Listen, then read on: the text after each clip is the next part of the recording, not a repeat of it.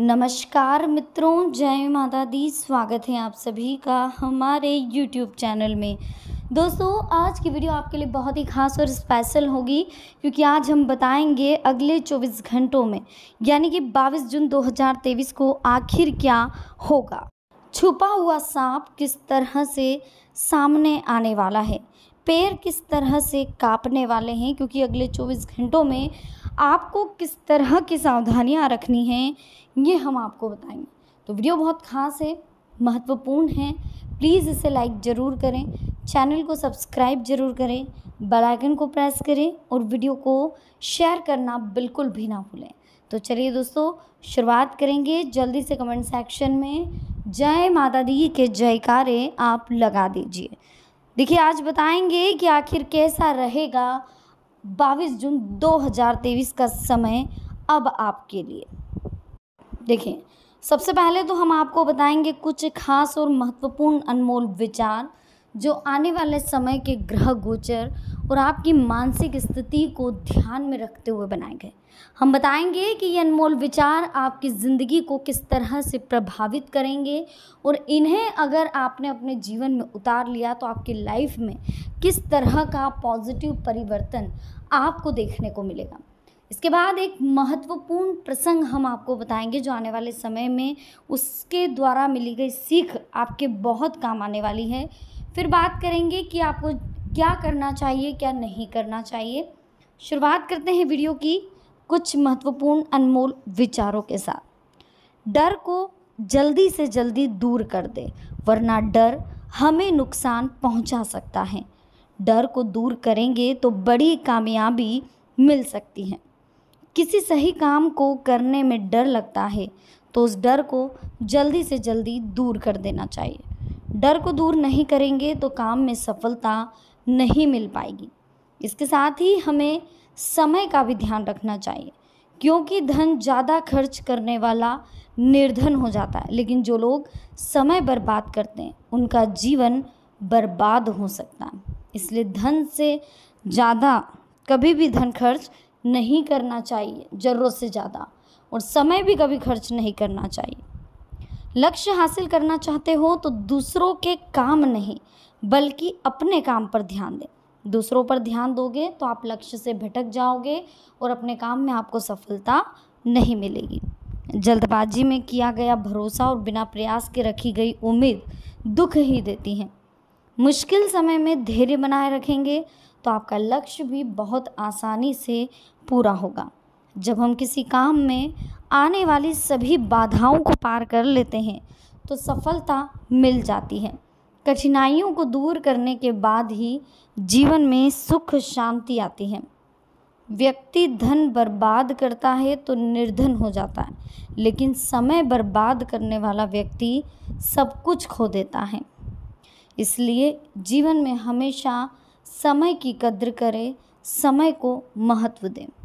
अब हम बात कर लेते हैं एक महत्वपूर्ण प्रसंग की जो गौतम बुद्ध के द्वारा हम सीख है जो आपके काम आने वाले समय में जब किसी से मिलते हैं तो उसके बारे में पहले से कोई राय नहीं बनानी चाहिए। सुने समझे और फिर राय बनाएं। गौतम बुद्ध से जुड़े कई किस्से जिनमें जीवन को सुखी और सफल बनाने के सूत्र छिपे हैं। बुद्ध अपने शिष्यों को अलग अलग घटनाओं की मदद से भी उपदेश दिया करते थे।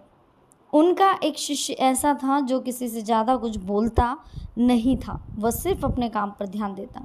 काम पूरा होने के बाद वो एकांत में अकेले चला जाता, ध्यान में बैठा रहता।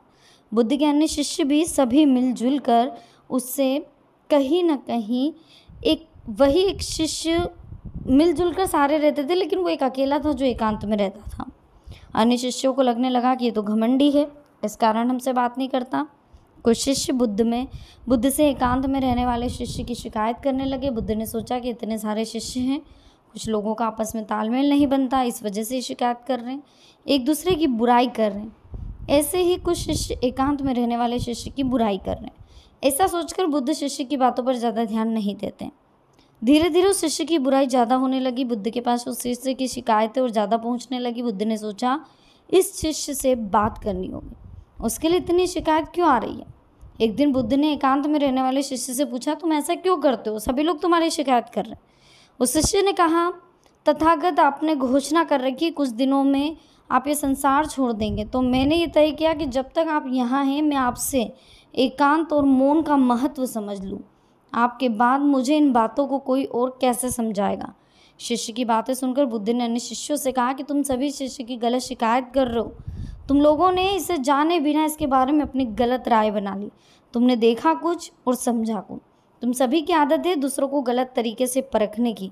ध्यान रखें, हम किसी भी व्यक्ति के लिए जल्दबाजी में कोई राय ना बनाएं। किसी व्यक्ति से मिलते समय उसके बारे में पहले से कोई राय ना अपनाएं। पहले उस व्यक्ति की गतिविधियों को समझे, परखें, उसके बाद ही किसी नतीजे पर आप पहुँचिए।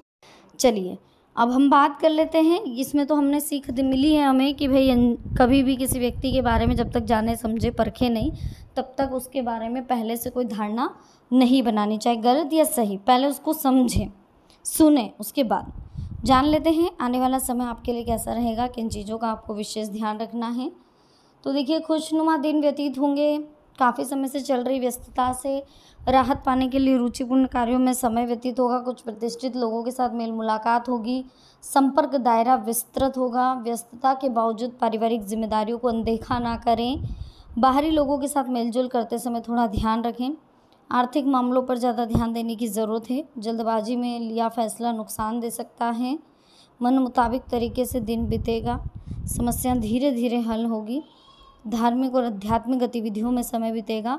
कहीं भी हस्ताक्षर करते समय थोड़ा सा सावधान रहने की आपको सलाह दी जा रही है। जरा सी लापरवाही आपका नुकसान करवा सकती है। तो वीडियो अच्छी लगी हो प्लीज़ आप वीडियो को लाइक ज़रूर करें और चैनल को सब्सक्राइब करना बिल्कुल भी ना भूलें। बेल आइकन को प्रेस करें, साथ ही कमेंट सेक्शन में जय माता दी के जयकारे जरूर लगाएं। देखिए, समय बहुत कीमती है और बहुत अच्छा समय हमें जीवन में मिला है, तो इस समय की वैल्यू हमें समझनी होगी। जब तक हम समय की वैल्यू नहीं समझेंगे तब तक समय हमारी वैल्यू नहीं समझेगा। रुका हुआ पैसा आज हासिल हो सकता है। घर में रिश्तेदारों का आना जाना लगा रहेगा। आपसी मेल मिलाप सबको खुशी देगा। कोई सरकारी मामला चल रहा है तो किसी प्रभावशाली व्यक्ति की मदद से वो हल निकलेगा। प्रैक्टिकल रहें, क्योंकि कुछ लोग स्वार्थ साधने के लिए आपका इस्तेमाल करेंगे। महिला वर्ग अपने ससुराल पक्ष के साथ संबंध मधुर बना करके रखें। कभी कभी आपके गुस्से और गलत शब्दों के प्रयोग से रिश्ते खराब भी हो सकते हैं। बहुत अधिक मेहनत मशक्क़त करनी पड़ेगी। दिन कुछ राहत देने वाला होगा। मनोनुकूल परिणाम मिलने से थकान के बावजूद चुस्ती रहेगी। फाइनेंस और निवेश संबंधी गतिविधियों पर आप ध्यान दें। कोई मांगलिक कार्यक्रम होने वाला है। व्यर्थ की घूमने फिरने व मौज मस्ती में अपना समय व्यतीत ना करें। आप इसकी वजह से काफ़ी महत्वपूर्ण कार्य आपके रुक सकते हैं। बिजनेस संबंधी नई योजना या नया काम शुरू ना करें, क्योंकि अभी कामयाबी मिलने की संभावना नहीं है। बेहतर होगा कि जैसा वर्तमान में चल रहे हैं उसी पर आप ध्यान केंद्रित करें और मेहनत ज़्यादा रहेगी। कागजात ना मिलने से दिक्कत आएगी, इसलिए महत्वपूर्ण कागजातों को जितना हो सके संभाल कर रखें। महिलाओं के लिए विशेष तौर पर बेहतरीन परिणाम देने वाला समय चल रहा है। किसी पारिवारिक गंभीर मुद्दे पर विचार विमर्श होगा जो आपके लिए काफ़ी फलदायक रहेगा। और बच्चों की किसी गलती पर शांति से आप उन्हें समझाएं। गुस्से और डांट फटकार से उनका मनोबल में कमी आएगी। फिजूल की बहस में ना पड़ें। कार्यस्थल पर कुछ चुनौतियां परेशानियां हैं, परंतु आप अपने साहस और हिम्मत द्वारा उन्हें हल करेंगे। रुका हुआ इनकम सोर्स शुरू होगा। आलस की वजह से आप कुछ महत्वपूर्ण काम जो है नज़रअंदाज कर सकते हैं। इस कारण आपका नुकसान भी होगा। समझदारी और सावधानी से काम लेने का समय है। दूसरों के मामले में हस्तक्षेप ना करें। आलोचना करने वालों की तरफ ध्यान ना देकर अपने काम से मतलब रखें। पैतृक संबंधी विवाद चल रहा है तो उसे सुलझाने के लिए अच्छा समय है। सामाजिक क्षेत्र पर आपकी छवि बहुत ही प्रतिष्ठित रहेगी। छोटी से छोटी बात को लापरवाही में ना लें। आर्थिक मामलों में काफ़ी सूझबूझ व सोच विचार करने की ज़रूरत है। किसी भी विपरीत परिस्थिति में अपने गुस्से और आक्रोश पर काबू रखें। इसी के साथ लाभदायक समय है। अपने संपर्क सूत्र को मजबूत करें। कोई राजनीतिक उपलब्धि प्राप्त होगी। आय में वृद्धि होगी। पड़ोसियों के साथ किसी बात को लेकर के कहासुनी हो सकती है, जिसकी वजह से मानहानि होगी। बेहतर होगा इन मामलों से दूर रहें।